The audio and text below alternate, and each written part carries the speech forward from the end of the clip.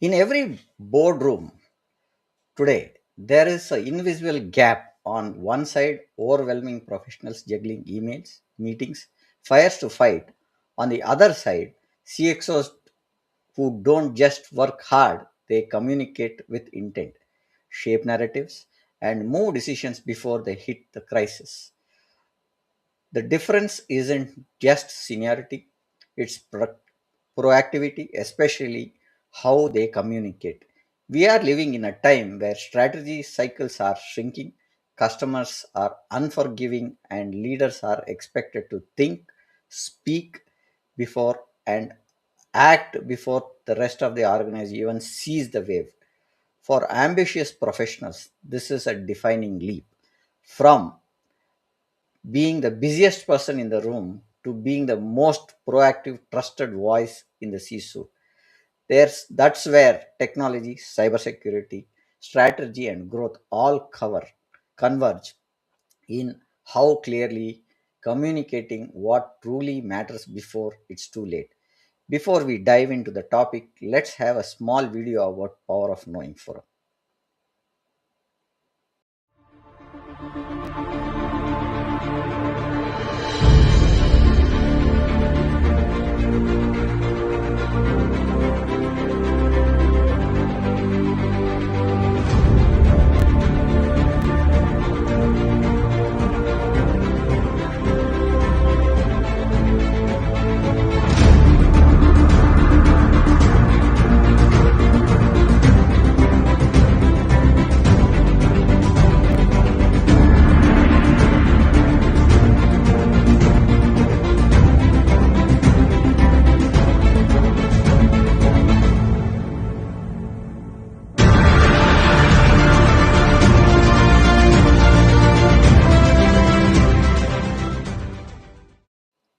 Our guest today lives at the intersection of human behavior, leadership, and action.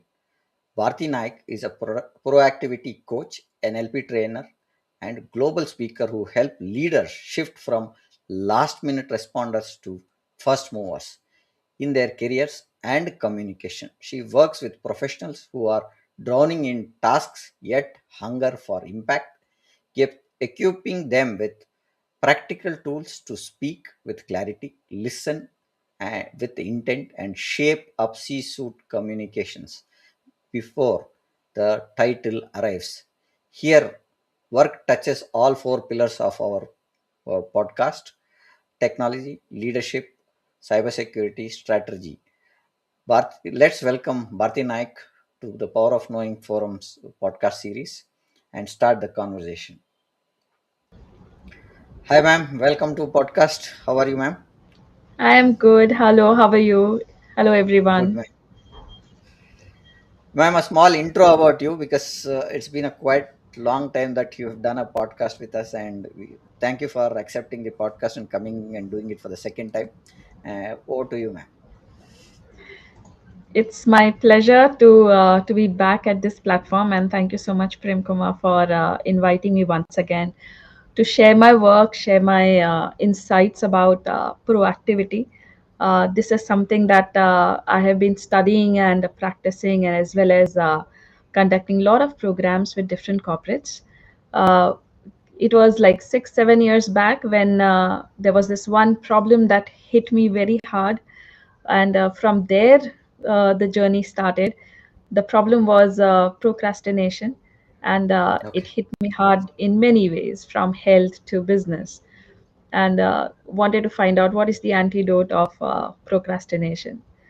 So proactivity is what is the possible antidote that I found out, and since then I'm working. Uh, I've done my Master's of Science in Human Development and Family Studies. This was again a very curiosity-driven, conscious decision to study human development and also family dynamics, because I believe that we look at relationships in a very different way when it comes to family compared to workplace. However, the relationship, the basic, the foundation remains same, and that's why I found it more meaningful to study family dynamics as well as looking at the relationship dynamics at the workplace. Thank you for that, madam. I'll just start with one important question. When you look at today's busy professional, what is actually happening beneath the surface and how different from a proactive C-suite communicator? So, Yeah, yeah. So I would say very uh, there's a very fundamental difference, and also what is happening beneath the surface is most of the professionals who claim that they are busy professionals, they are actually not overloaded with work. And that is something that I've observed continuously whenever I have been interacting with them. They are overloaded with majorly few things like unmade decisions. Their leaders, their higher ups, the decisions are pending. They are just being delayed for some or the other reason. The second thing that I've noticed is the ownership. Uh, Not very clear ownership of what is this project, or who is going to do this task, or what is this assigned for.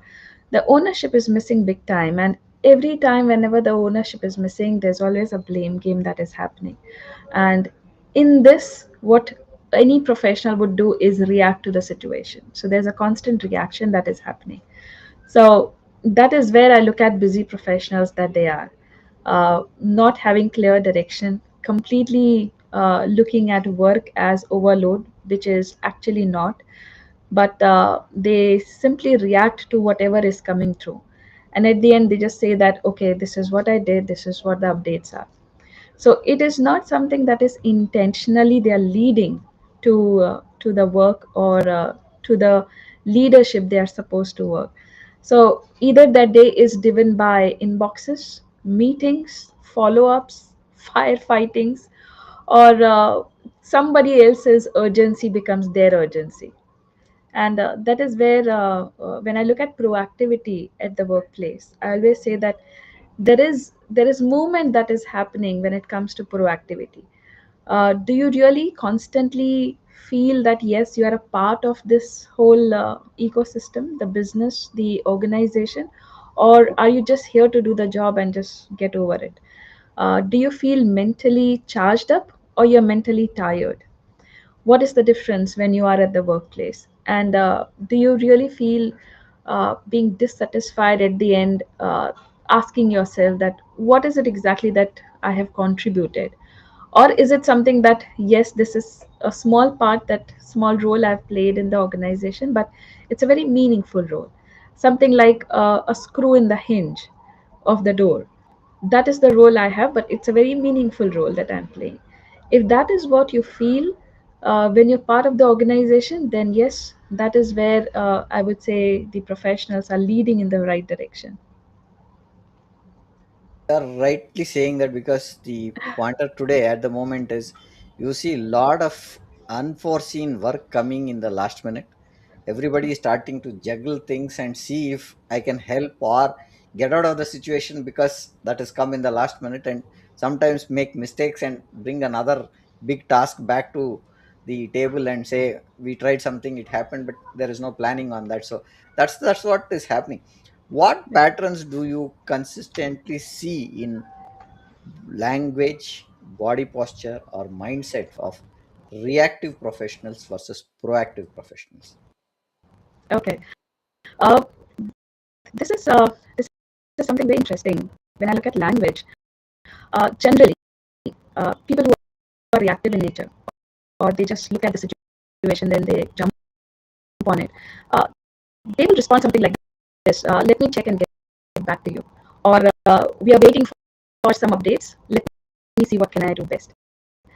So even if when you look at the language, the words that they're speaking, generally they'll be very vague kind of sentences, vague phrases that they will say. I didn't get the update from somebody, and this is why we have not been able to do so. The blame kind of words, putting the putting the back that on somebody else's back and say, okay, this is why it has happened. Or they will come back by say that, okay, we will see how it happens. These are some of the language, the words that reactive professionals they use it. But when it comes to proactive professionals who are really practicing proactivity at the workplace, they will always look at three things. One is clarity, one is direction, where the direction is, what is the focus, and third is what is the outcome they want.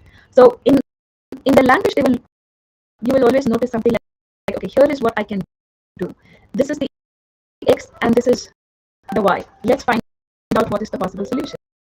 Or they would say something like, here is the direction that we can go. This is what my recommendation is. Okay. Even if there is no update, they will simply say, no updates so far. If there's any change, I will let you know. Now, these are some of the examples that you can note, and whenever you have a professional in front of you, or even you when you are looking at yourself, uh, find out if you are using these kind of words, this kind of language when you have to respond to people. That will give you a good indication that are you really proactive at the workplace, or you are reacting at the workplace. Uh, from body posture, presence, uh, generally people who are reactive, they will have a forward bending kind of a posture. The shoulders will be tense, the breathing will be shallow. They will continuously check the devices. So distraction would be something that they will keep on having whenever they are talking, or they will juggle from one to another. Uh, it's like they're multitasking. So they are talking to you, but they're not looking at you. They are looking at the phone, and after a while, they look at their laptop and their screen, and they'll send an email, and then they will talk to somebody else. So it's like 4 to 5 things they're doing together, and it is unfortunate that sometimes these professionals feel happy and proud of themselves, that they can handle and manage so many things at the same time. Whereas the reality is that they are absolutely distracted. They are not focused at one thing. They are not focused or be there in that moment to communicate with that person. And that is the biggest flaw, because your relationship is getting distorted with that person. You are not into that conversation, but you're everywhere. Your thoughts are moving in different directions, and you may not find, or you may not get the outcome that you want. Whereas when you look at proactive professionals, they'll be grounded, they will listen to you, they'll be very attentive and active, alert. They'll pick up the keywords that you have said, they'll give you that eye contact, they'll pause before responding, they will think through if there's any question that we ask. So these are some of the body language postures that you can find out who's proactive and who's reactive at the workplace. Thank you for that, madam. If you had to define a C-suite communicator in one powerful sentence, what would it be? Uh, I would say C-suite communicators. They are someone who look for clarity, or they give clarity, and they are always focused on what is the outcome, what is the result, and their intentions are absolutely.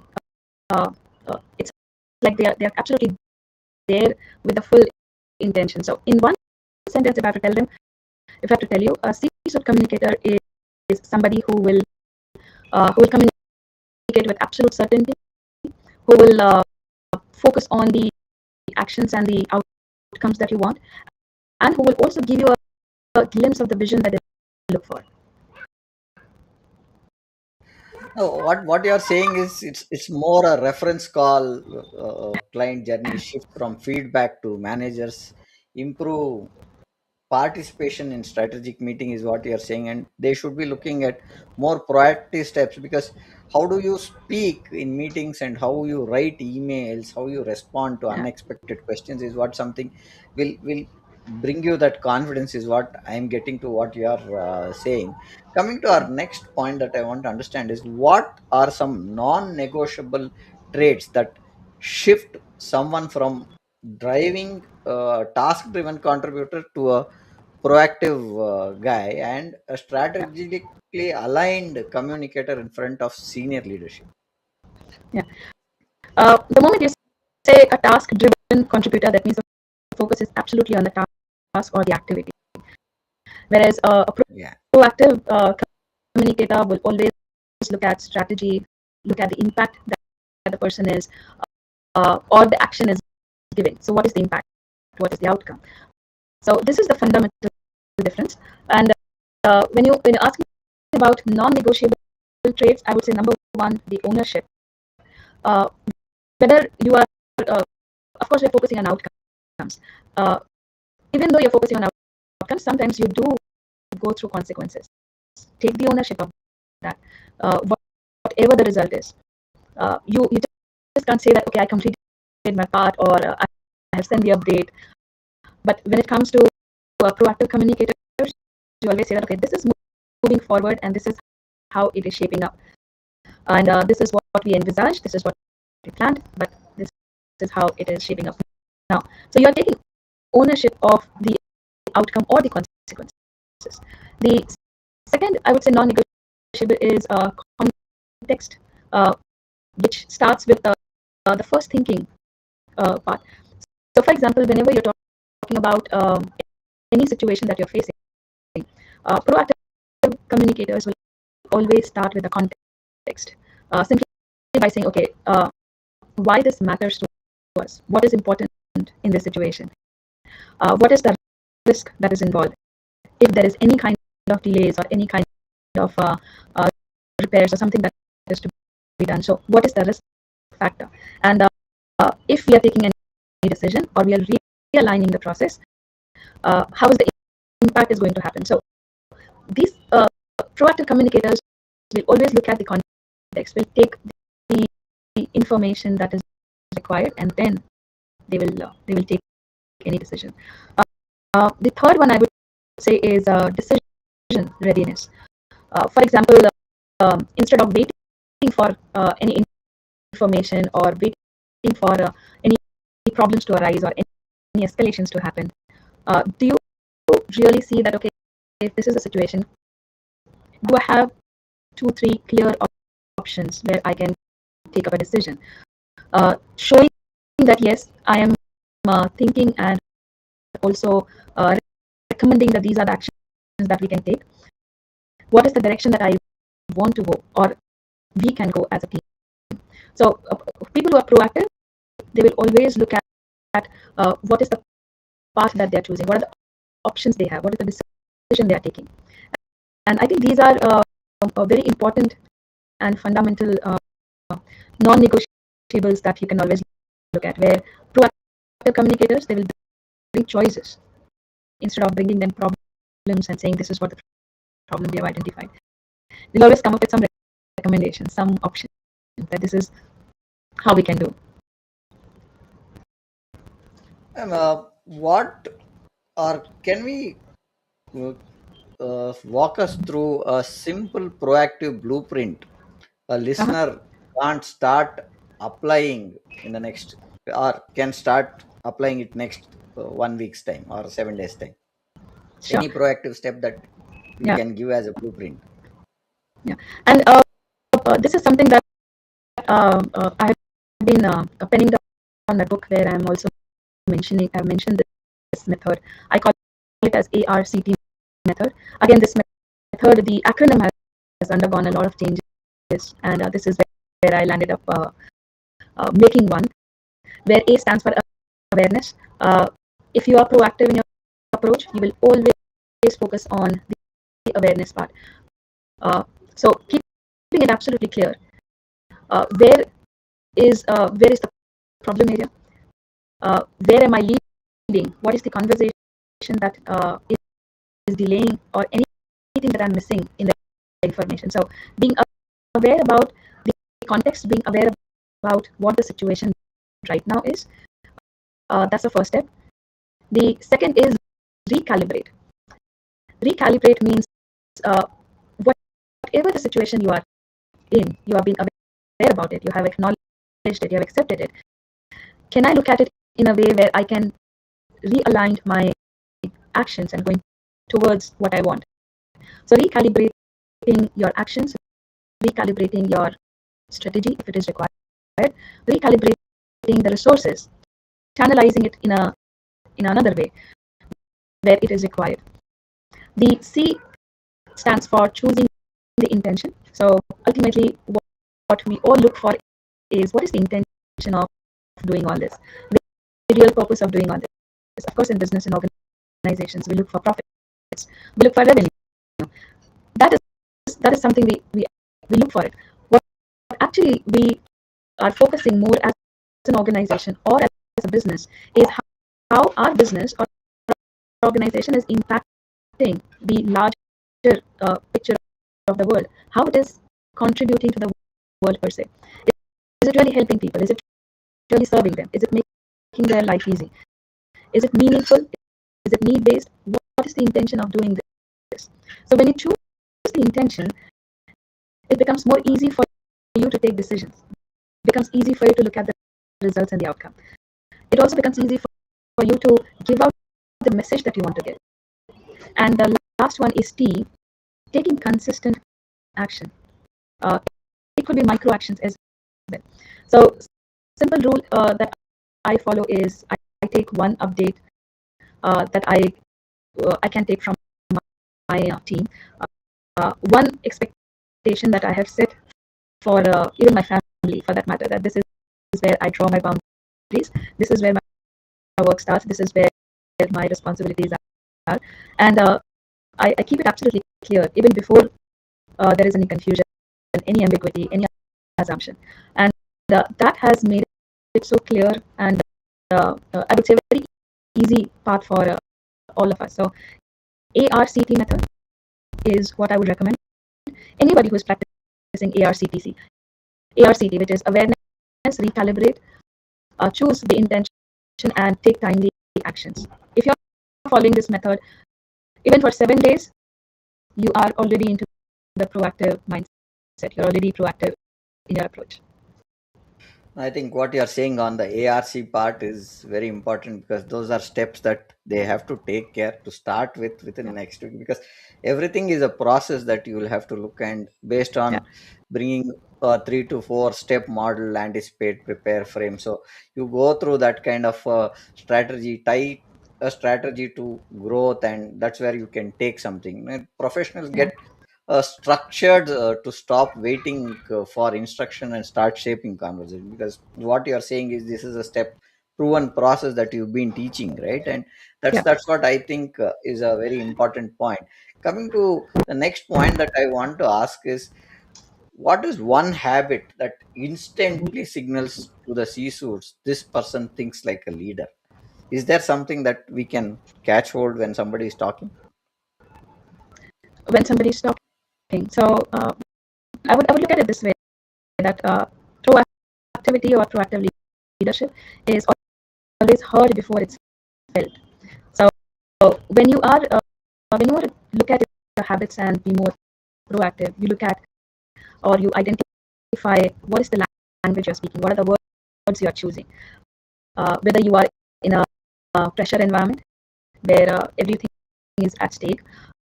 Are you looking at perspective, or you're looking at pressure and speaking or saying anything? So is your language defensive? Is your language a lot of process heavy? Because nobody wants to know how you did it, the process part. Or is it focused more on the past experience or whatever you did in the past, and then sharing it? Or is it very emotionally loaded where you are talking about your frustration? That is being felt when you speak. Your frustration, your anger, your stagnancy, or you feel stuck because you're dependent on some other processes or other stakeholders. If that sounds like this, then definitely there is a language to be changed. And the moment you choose the right language to communicate, you have to think through. You have to change the words. You have to look at the possible words in your language, and that automatically drives you to proactivity. Because now, when you're choosing the language, choosing the words, you have to calm yourself. You have to focus on the outcome. So completely driven by outcome. You have to look at what is the future, what is the present instead of past, and where is the decision? Is my decision driven towards values, or is my decision driven towards fear? If it's driven towards values, then yes, you're proactive because you're still keeping your values intact. And if it is driven by fear, then it is a very short-lived decision that you have. So, if one habit, if you ask me, I would say change the language, the words that you speak. Oh, very important points, I think, because the language of the leaders are things that words that build the boardroom trust is what you're saying in as many words that you want to say. How does language of a proactive C-suite communicator sound different from a busy mid-level professional, especially in high-stake conversations, right? So, any take Yeah, on that? yeah. Uh, so this is very interesting part, Prem, because last week I conducted a workshop on proactive communication. It was a multinational company, and we Mm, had project managers, we had salespeople, and also they were focusing on uh, majorly the communication part with their global clients. So more than 70 plus countries that they're dealing with, and they were really concerned that yes, we want to have proactive communication, having people know what it is. Also, there was a cultural differences. So this was mm, an exercise that I did with them. Generally, okay. we always say that we are working on it. This is one update you give. Now, if a client is reading this, we are working on it. The client goes into an assumption that okay, you're working on it. What? What is it that you're working on? What is the timeline? So, if your communication uh, raises question, that means it's not proactive. Okay. That means there's the information is missing. There's a gap.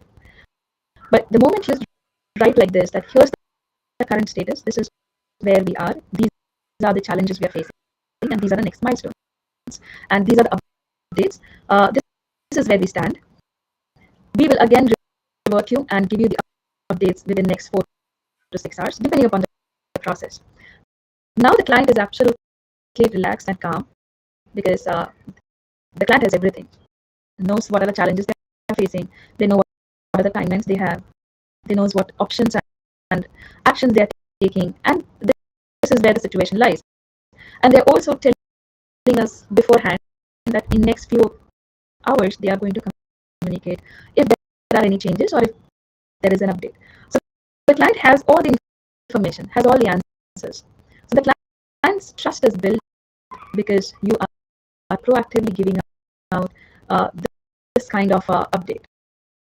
The second example is if there is a delay, instead of saying that there was a delay because of XYZ reason, you simply put it this way that we have identified a delay risk, and this is what the reason is, and this is how we are taking care of the delay.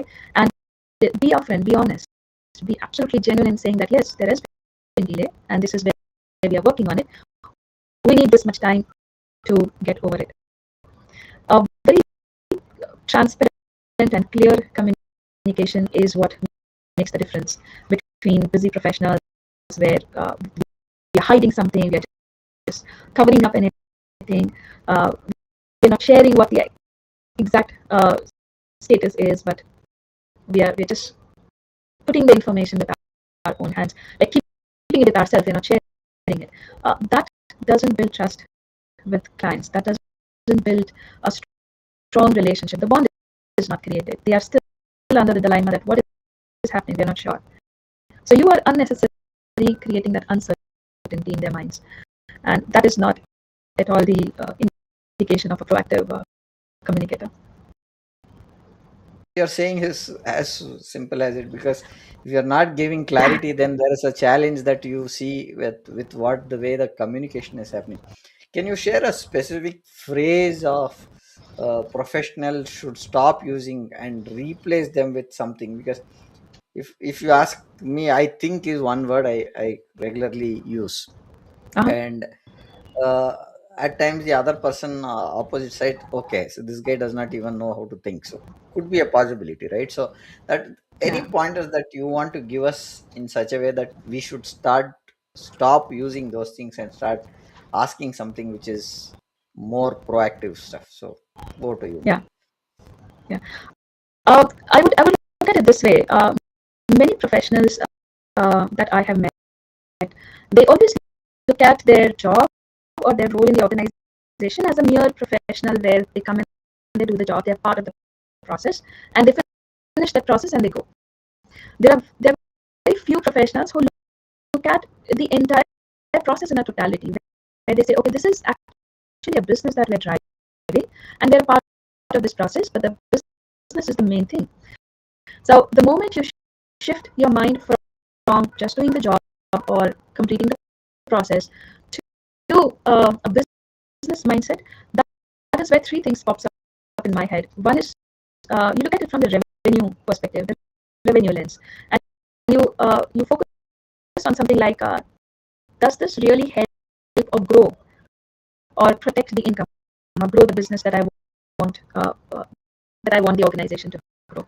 Uh, what is it that is at stake? What are the risk factors that we can eliminate? Or what are the risk factors that we can consider while we are planning or we are in the process? And the third is the reputation. There are a lot of things at stake. Is my action or decision really affecting the trust, building the brand or credibility uh, of me as a professional as well as the organization, or it is distorting? So I would look at it uh, three simple things, that is revenue, risk, and reputation. If you change your mindset towards these three, you're automatically switching yourself towards more proactive approach. And that is something I always recommend professionals, that don't look at it from just the employee perspective. Look at it as a business, or look at it as an ownership perspective. Whether you are in a multinational company serving in a small team, like serving in a team with a larger organization, or you're a part of a startup, or you're part of a small MSME, you are still a very important integral part of that organization. That's why you're there. You have a role to play, however small or big it is, doesn't matter. But is your approach towards your job, towards your role, this, or is it simply to complete the work and go? You said one important point where you said whether Uh-huh. it's a small organization or a large organization, the Yeah, small issue or a large issue. So the communication that goes to the people is very critical, is what I am yeah, understanding. Framing something, putting a positive language, and also look at outcome based orientation or a sensory language for impact. That's what I feel. Some of the pointers that yeah. you have been telling in the past, say 30 minutes now that we have on the podcast. Also, what I would like to tell the audience is that there's actual phrases that you can apply in your next email presentations. What Bharti ma'am is trying to tell. Some shifts will lead faster discussion because that mail goes and communicates in a very clear way, and then you also look at some decisions which be taken, reducing some of the friction, and you can align better with the teams, is what I am trying to understand in the various pointers that what we are seeing at the moment, right? So Yeah. coming to our next point, uh, how do we how can professionals translate their daily work into growth focused communications that resonates with, again, people from the finance would look at revenue, some on the security side will look for risk, and the organization's board will look for reputation at the C-suite level. So your take on it, ma'am. Uh, just repeat the first one. I missed out the first one. One is the revenue side, where we Yeah, have the CFOs, the business yeah, looking at seeing what is the revenue that I'm getting. The yeah, other, the security side also, is what is the risk that I'm carrying. That's the yeah, second point. And when you talk to the board and everybody, they'll talk about what is in stake. Is our yeah, reputation in stake, or is there something? When at the C-suite level, that's what they look at, right? So your take yeah, on these yeah, pointers is what I wanted to understand. yeah. So when we look at the C-suite executives, the board members, they generally don't look for updates. They look for implications of whatever actions or decisions we have taken. So if you tell them about what you did, they're not interested. They would want to know what it means for the business. So whatever actions you have taken, whatever decisions has been taken, whatever process has been done, what it means for the business. Is it converting into business or not? That is where the mindset works, and this is what happens. When you are dealing with C-suite executives or very high stakeholders of the organization. So the first thing that they look for, especially when they're looking at the revenue part, uh, I would encourage them by saying, instead of giving them updates about the task or what are the actions taken, you focus more on the delivery, the speed of delivery part. Is it really improving the client's confidence? So how your actions is actually converted into the implications for the client. Is it really reducing any kind of rework or delays? So instead of saying that we completed two phases and this is the third phase that we are rolling, we can simply mention it that, okay, we completed these phases and we are on track for the revenue growth, and this is how it will be seen for the next month. So converting, so the information is the same, but you're converting that more into the revenue language, and that's what the C-suite professionals they look for. The second part is your risk. Of course, there are stakeholders who look for the risk part as well. So instead of putting it this way, that there might be an issue or a problem that we are facing, you can always mention it that, okay, this is what we did as per this week. We have 2 weeks risk of 2 weeks of delay, and this is how you're mitigating it. So you are not only putting up the challenge or the issue in front of them, but you're also telling them about how you have mitigated it. So you're not projecting fear, you're not projecting any delays, but you're projecting the trust part of it, where the stakeholders might say that, okay, we trust the person because they have already found the way to get out of the risk or any delays. The third part is the reputation part, where how everything that we are doing, all the actions, decisions that we're doing, how it is actually affecting the brand, the credibility. And this is many times I've seen that because there are professionals who are very active on LinkedIn, they do post a lot of information, they communicate a lot. They also sometimes need to be realized that they are also projecting or they're building a reputation of the company that they are working in, because they're not standalone professionals where they're there on LinkedIn, but they're part of an organization. So many times I've seen that professionals, when they put their post, and sometimes they're very personal, strong, opinionated post, it might get the reputation of the organization might get distorted, might get affected, and that is where many organizations, they are looking forward to bringing this as an awareness for professionals, that you are active on social media, you are aware about the LinkedIn and a professional part of it, and when you're posting or when you're sharing any information, how it is affecting the brand, or it is actually strengthening the brand. So, for example, if you are a professional at or a head of a department, and you have been invited at a certain event to present your views, well, that is really strengthening the reputation of the brand of the company, and that is what the company looks for. At the same, it will get implications it will have on the clients. So instead of putting it this way, that say in a situation where clients has not responded, you can always put it this way, that yes, to keep the client confidence, we have proactively updated them and also set the expectation, what they can expect from the process, what they can expect from the deliverables, and this is where we stand with the client. Now, when you communicate this kind of language with C-suite professionals, they always look at it that yes, they are concerned and they are already taking care of the reputation of the company, and that builds a lot of relationship and trust factor between you and the C-suite professionals. What are some of the top three business lenses every professional should run their businesses updates through before speaking to the leadership? Because somebody should validate those pointers before I talk to the business or to the leadership. What is those three business lenses that you would like to have our people looked at? Ma'am? Yeah, they're the same lens that I spoke about. One is look at it from the revenue lens.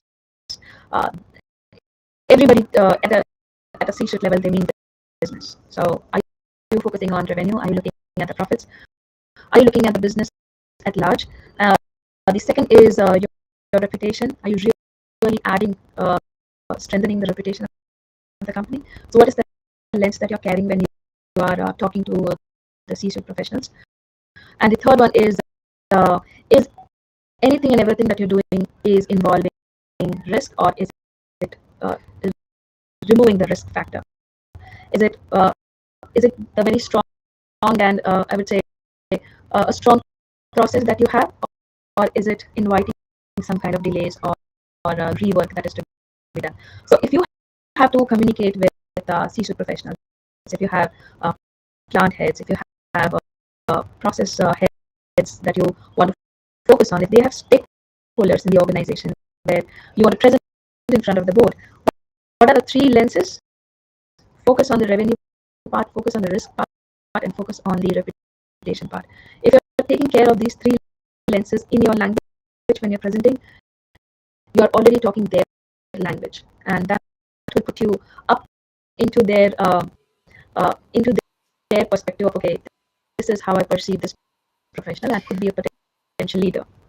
No, I think what you are saying is talk the language that that leader understands. Yeah, If a finance guy is looking at numbers, give him the numbers and tell him how it is going to impact.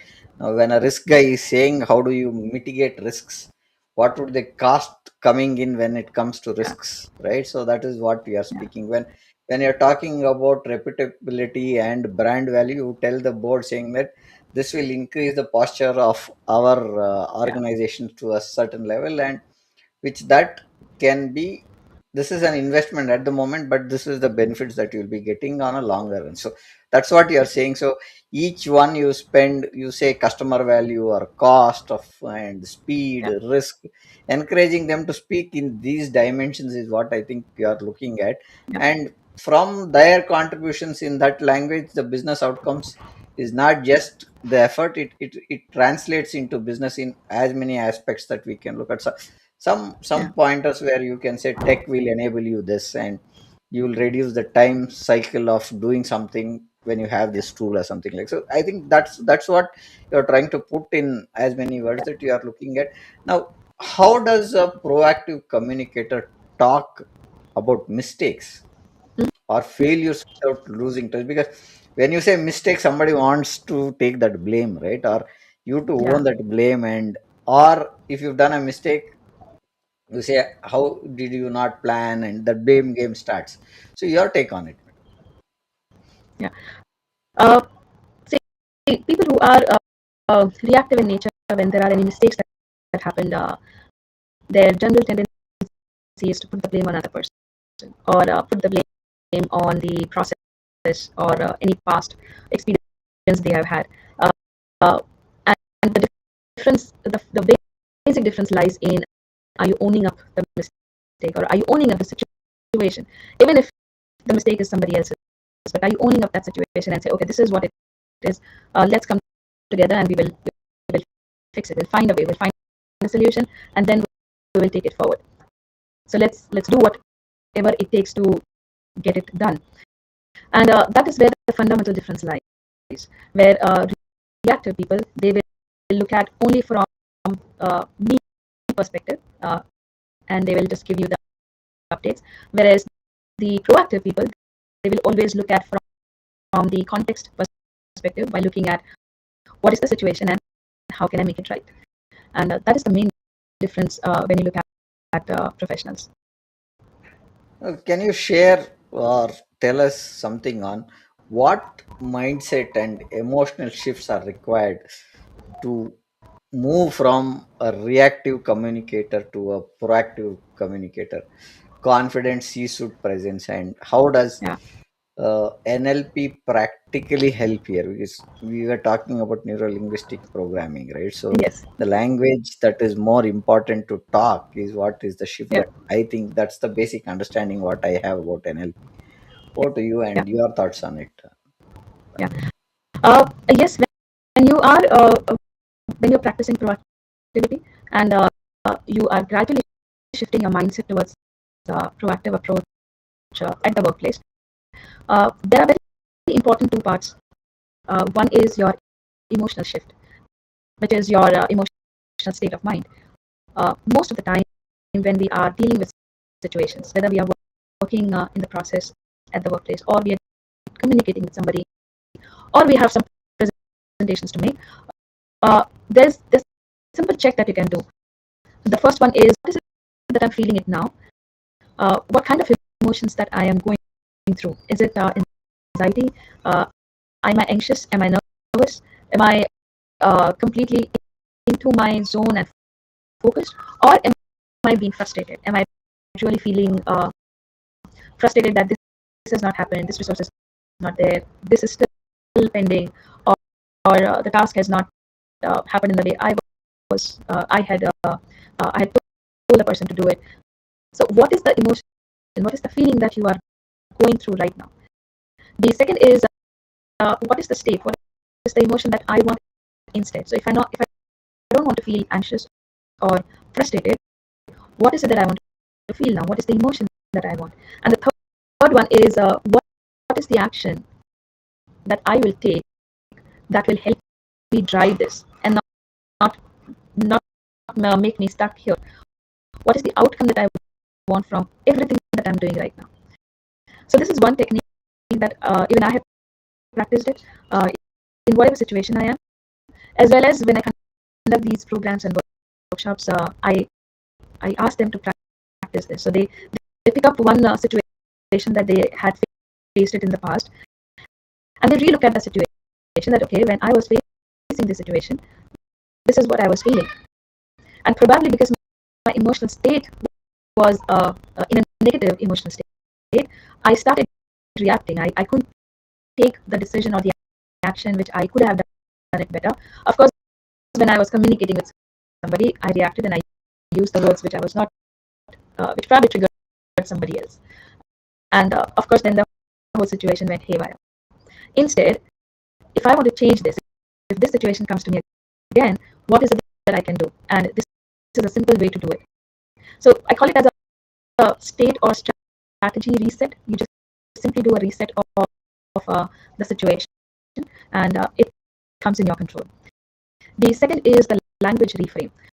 So again, the first, the initial episode, the initial time when we started with this podcast, I emphasized on the language, the words that we speak. So instead of putting it this way, I think we should do this. You can always say that, okay, this is what I recommend. Now, what happens is the moment you change the words, the confidence changes, the conviction in the voice comes in, so the voice tone changes, and you become more sure. And of course, when you put this in your voice, it gets transmitted, and the other person feels the same certainty, feels the same surety, and gets the clarity that, okay, this is what the recommendation is. The second example is, I'm not sure, but we can do this. Now, again, the moment you're using I'm not sure, but we can do, words like this, they will drive uncertainty, not surety, and will again put the person into assumption. So, if you reframe this and put it this way, that based on the data and the current risk that we have, this is what the actions we can take.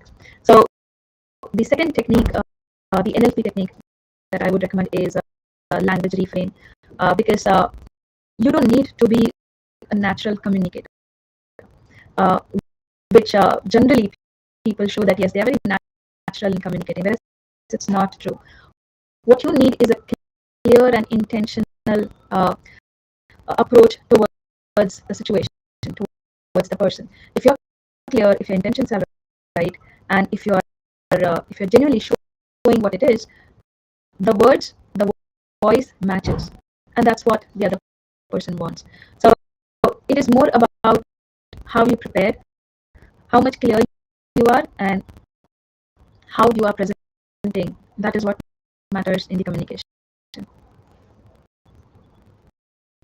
Saying I get your point in terms of you should ground yourself into awareness, Yeah. reframe beliefs that are there, and with the state where you have management and the intentional self-talk, because that's where I see a lot of confidence that will build as you start acting and doing your work with talking very confidently, right? So is there a some tool that you can use by any chance, Bharti, there, Tool as in the technique or to um, get the confidence, or there is there any tool that you would like to say that can be used, or this is out of a box thought that came in, because if you can see yeah. uh, there is an issue. Some tools like Duolingo is one thing. I just thought, Ah, will that kind of okay. tools will help? Is what I wanted to understand. Uh, Duolingo, I don't think so. That kind of tool will help. Rather, I would say so. Again, in NLP, there are principles that I practice. Uh, there are concepts that I practice, and that has come a lot handy when I have to deal with situations and when I have to shift from a mindset to a proactive mindset. And initially, when I was studying and also I was practicing proactivity, a lot of such tools really help me. One of the principle of NLP that I used is cause and effect. A simple question is, are you on the effect side of the equation or are you on the cause side of the equation? If you're on the effect, you will always be reactive in nature. You will always look at where is the mistake, where's the problem, whom can I blame, what is to be complained about. So the focus is always on the problems, the situation. Whereas if you're on this side of the equation, you will always focus on what is the solution. Can we find a way? Can we come out of this? uh, what is it that I want from this? What is a good thing that is happening among everything that is bad? So the focus is very different when you are on this side of the equation. So it's all about how you're looking at the situation. Even though there are crises, even though there is something that is adversely happening, or even though something is going just haywire, you still find what is good and you pull that up and you look for the solution. That is where you become more proactive in your approach. The second is the second principle that I follow is perception is projection, where I always look at what is it that I'm projecting as a professional. Am I projecting my reactive side? Am I projecting that I carry a lot of problems and this is what I'm showing, or am I a person that I'm here for solution? I'm here for the ways that we can do together. So what is it that I'm projecting as a professional? That matters the most, because even before you say something, the way you project yourself to the C suits makes a lot of difference. Yeah, I get that, because what you are saying is, listener, we should look at pointers where there are very consistent, right? And Yeah, they have a pointer that they transform stories where small internal shifts lead to big challenges in yeah, visibility and confidence. Bring something under as a story, and then you talk on it, right? So that's what I yeah, think what you are saying. Now, what would you say to a talented professional who says, I am not a natural communicator? Because we spoke about some time back saying that I'm a yeah, natural communicator and stuff like that. So yeah, your point on it, Dr. Bharti. yeah. I would say even though you're talented, you have the potential, you know that you have everything that it takes. Uh, a simple thing is, if that is not showcased out, if that is not what is communicated, and if you're not clear about how to present it, it is something that is still there at the in the shelf of your room. It's still not out in the world. So many times I've seen that there are people who are talented, and there are people who prepare themselves, who become very clear about what is it that they want in their life, who keeps on repeating the uh, the the successes or the small efforts that they're doing, and they are far sighted, uh, better professionals than people who are talented, because talent is one thing. The second is you need to transfer that talent, as in, uh, transmit that talent into something. If that is not happening, then unfortunately it just remains as a talent. uh, so if you have a talent, are you really using that talent to contribute, to serve, to help? If that is happening, then yes. If not, then there's a gap where you can definitely work on it. So when I look at communicators, natural communicators, some people do believe that they're natural communicators.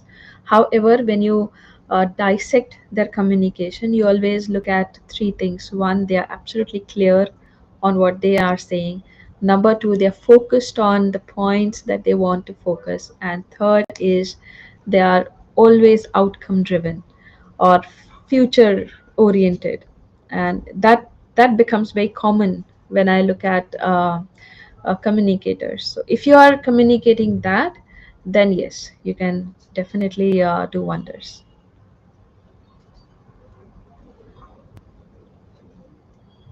I want to understand from you is what does a proactively designed week look like for someone who shows up as a C-suite communicator, not just a survivor in the calendar piece, right? So, so what is your take on that, Bharti? That would be one more question would be there. Then we are done for the day. So, Okay. as we are on top of the Yeah. hour, yeah, Okay. Okay.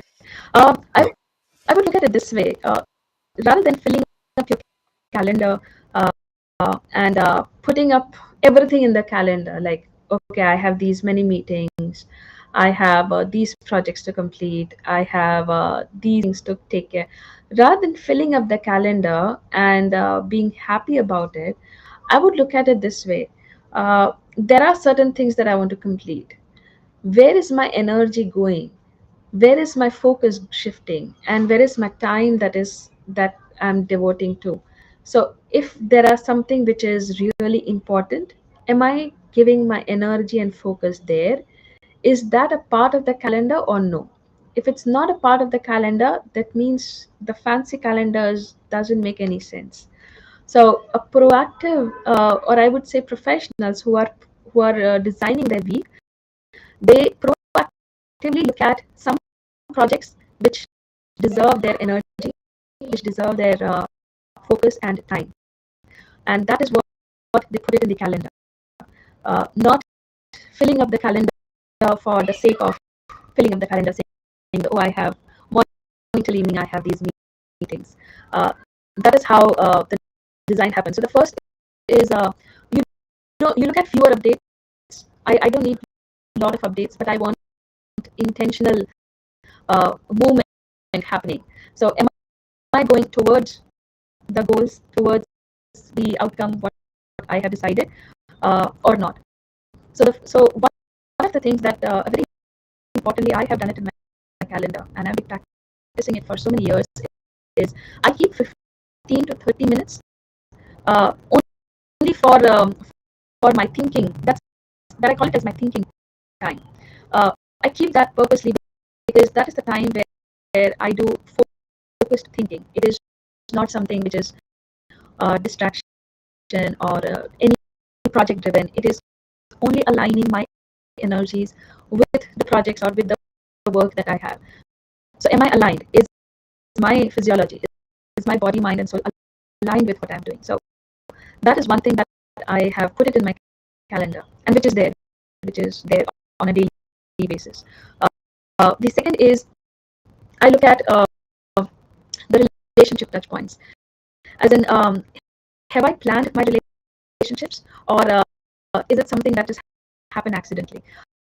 For example, I was talking to one of the MDs of a company, and I said, "How do you interact with your teams, with your heads of the department and the team beneath them?" So he said, "I just go for a walk on a floor, and I meet and I talk." I said, "But that is not planned. That is something that you just come across and do it. Why don't you have a check in with your manager and have an alignment, have an aligned conversation with your peer or with your subordinate, taking like an update from any of your heads of the department, giving an update to your client and have an interaction with them. So when you have a planned touch point for relationship building in your calendar, it works fantastic. It works wonders. It doesn't come across as if you are doing it randomly or unplanned, but it is very strategic, and it is very important as well for the business, for the organization to run. So this is something that I always look for, that having that intentional conversations, having that thinking time in your calendar, and as well having that touch points for relationship. If you're designing your week, your calendar this way, then of course you are already into the mode of proactivity. Otherwise, the calendar can be filled up with many updates. No, you can fill up the calendar with as many as pointers that are required, right? So I think that's now one last question that I would like Uh-huh. to ask is, how should professionals intentionally plan touch points with managers, peers, stakeholders to build trust before the crisis? That's the last point. I think we are on top of the hour, Bharti. Uh, Okay. yeah, yeah. Yeah. So how they can intentionally do is, one, they may not ask for what is the action you have taken, but they can definitely ask for how do you feel about uh, the whole the whole process or the journey that you're going through. So taking that feel factor from them. The second is, now that you're here, you are working in this organization. Uh, what is it that you want to contribute more to this organization? How can you do that? Do you think that this will help you to grow as well as the organization to grow? And the third part is, when you are meeting your team or your managers, you can always ask them about their personal life as well, because I have noticed that lot many times people are very uh, they don't share it that often, and we are missing that personal touch that we always have with the stakeholders or with the C-suite professionals. And this works fantastic because uh, your people will belong to you. Your people will always look at your organization in a different light, rather than having worked in a company and just moving out of it. That is something that I encourage and I recommend also. With that, we would like to take some takeaways and conclude the session, because we are on top of the hour without looking at what we've been discussing. That discussion is going on in such a good way. So I'll put some of the pointers or the key takeaways that I have noted while I was taking. Proactive C-suite communication is less about charisma and more about clarity, is what you said in the starting. Anticipation and alignment with business impact. So that's the first point that we wanted to summarize in. The inner game is belief, emotions, and mindset shapes how confidently and consistently leaders show up in stakes and conversations. That's the second point that I want to add. Simple language shifts from structured communication, right, and frameworks then rapidly increase trust is one thing that we are looking at. Visibility and strategies are relevant to whatever we are talking about, and proactive can be designed into calendars, rituals, and stakeholder rhythms also in a system, not a Yeah. personality type, because those pointers can be very, very neatly looked at, right? So that's the pointer. And with this, I think in this world where you see busy, the real differentiator is the professional who thinks ahead, speaks with clarity, and moves with intention is what we are talking about. And I that's the journey from I am overloaded to I am leading a conversation is what I think you are trying to bring up in the pointers of discussion that we spoke today. But thank you for being here, and you sparked a shift on how you see communication. Let's look at not remaining inside, turn this into a habit. If you look at and share the, I would encourage the audience to share this podcast to people who want to look at these kind of discussions.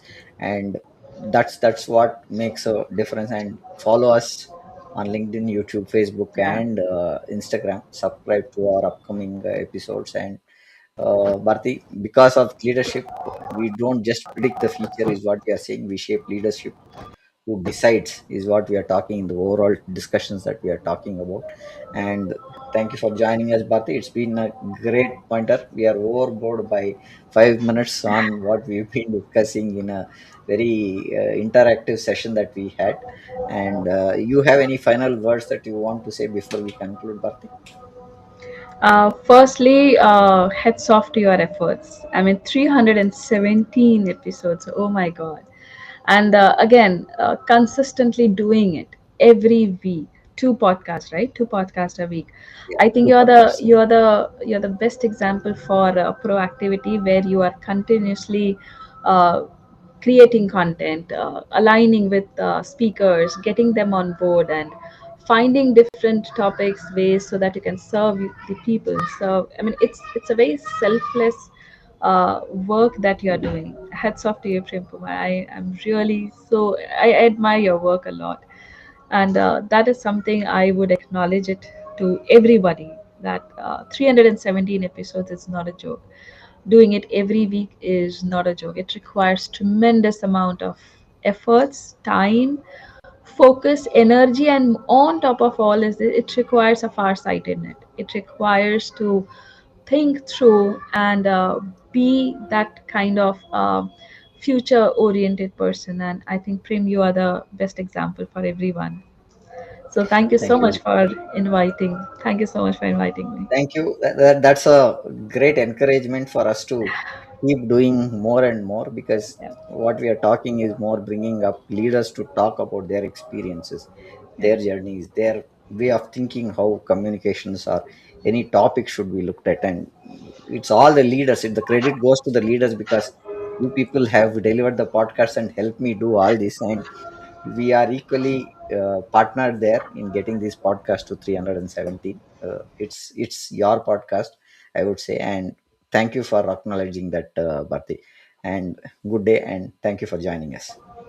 Thank you so much. Thank you, audience. Yeah, good day.